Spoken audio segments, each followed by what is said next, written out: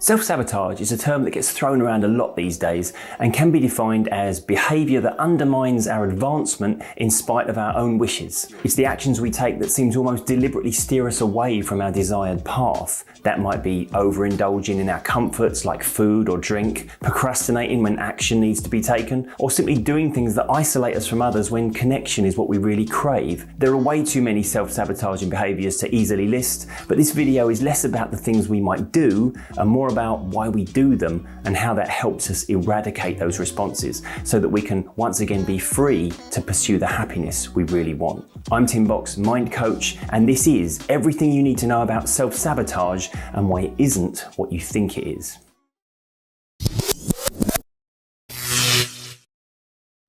For a very long time, when I was talking to clients about self-sabotage, I was very much coming from the point of view that as much as we might talk about it, there isn't really a thing. There isn't a single part of your mind working towards making you unhappy, no matter how much it might feel like there is. And I know sometimes it feels like there is. But these days, I feel like that's a slightly dismissive and reductive approach to dealing with our mind's complexities and varied motivational drivers. No, your mind isn't trying to destroy you, but there are parts of it that have their own ideas about the direction you should be heading, and perhaps more to the point, the direction you shouldn't be heading. So in this video, I'm going to explain why I will often talk about self-sabotage being a myth and an unhealthy framework, and in a follow-up video next week, I'm going to cover those rare exceptions to the rule when genuine self-sabotage can actually occur. So if you've seen my videos before, then you'll know that I have an analogy I use when thinking about how the mind works. By the way, if you haven't seen my videos before, then why not subscribe? I post videos like this a couple of times every week talking about the mind, how it works, and how we get it working better.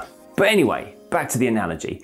You'll often hear me compare the mind to a ship, where the captain of that ship is our conscious mind. So the logical, rational, reasoning part of our thinking that knows where we're going and why we're going there. The crew aboard this ship, however, is of course our subconscious. This is the more emotional and imaginative part of our thinking, but it's also the part that has its hands on all the things that steer and sail our ship. Now, in an ideal world, the crew would just be listening and responding to what the captain wants. You'd decide to head towards a goal and your crew would say, "Aye, aye, captain," and trigger all the appropriate emotional responses to navigate the waters and sail you in that direction. However, it's not always that simple, and at times it can feel a bit like the crew aren't listening and more like a mutiny aboard your ship. You see, there's this thing called cognitive dissonance, which we'll all feel at times. Simply put, it means your subconscious responses are in some way at odds with your conscious goals, or the way you feel differs from the things you know. So we might want to give that presentation to the potential new client and win the big contract, but our subconscious has learnt to fear any form of public speaking, and suddenly we just can't do it and we miss that opportunity. Maybe we're trying to lose weight because we really want to fit into our best outfit for the wedding, but right now getting out of bed and going for a run doesn't seem that appealing, and so we pull the covers up and go back to sleep. There are so many times in our life when our crew will sail the ship in a different direction to the one we want to go in. But we shouldn't make the mistake of calling this sabotage. The crew aren't trying to sink the ship, they just disagree with the direction it should be sailing in. But like the captain, they're still trying to sail towards happiness. But sometimes for the crew, that involves sailing away from perceived danger. So often the key to getting back on course is to first reject that idea that parts of you want to be unhappy and seek to understand what your crew think they're achieving by changing course on you. In the case of public speaking, your crew might be protecting you from the prospect of people not liking what you have to say and rejecting you. Perhaps they've learned from experience that particular pain is to be avoided at all costs. In the case of going for a run, your crew might be doing something as simple as saying, "Right now, another hour in bed looks a lot more fun than running through the rain." Often your crew are just thinking about what feels like the best option right now. It's the captain that has the long-term plan. It's your conscious that has goals that extend beyond the present moment and into the future. It's your conscious that understands the value of sacrificing a moment of happiness right now to reap greater rewards in the future. The people who push past those moments that threaten to steer them off course will very often have a pretty good relationship going on between captain and crew. They will value both conscious and subconscious motivations and be able to find the right balance between the two, and ultimately the right solution.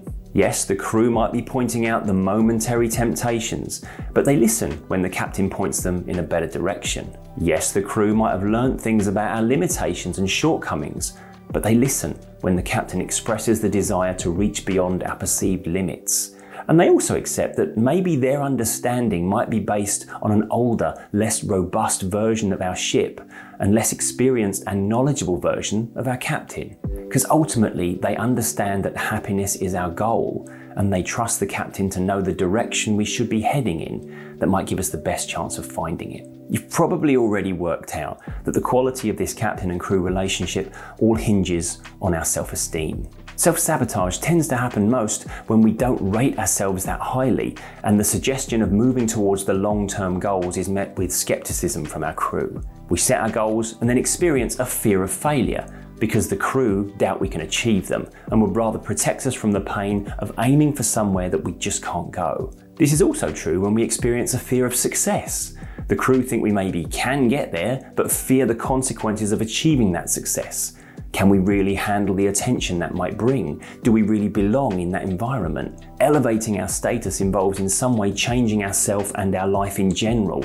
Is your crew happy with that idea? Or would they rather we just stay where we are, enjoying the calm waters? It seems like a good time to drop in one of my favourite quotes from the author John Shedd, who said, "A ship in harbour is safe, but that is not what ships are built for." Oftentimes, the behaviour we refer to as self-sabotage is just our crew trying to keep us safe.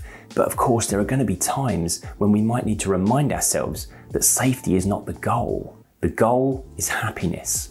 And sometimes that rests the other side of the more challenging waters. So this is why in the vast majority of cases, self-sabotage isn't a thing.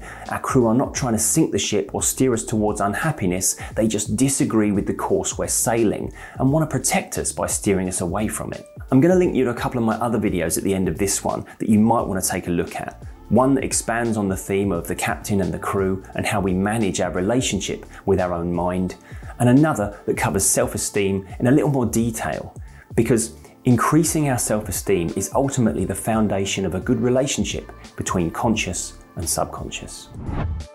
But that's it for this episode. Look out for part 2 next week when I take a slightly deeper dive into self-sabotage and talk about those less common but no less debilitating times when genuine self-sabotage occurs, and of course what we can do to fix that. Hit the notification bell for a heads up when that one goes live. If you've enjoyed this video, then please remember to hit the subscribe button before you leave. But that's it for now. I'm Tim Box. Always remember to be kind to your mind, and I'll see you next time.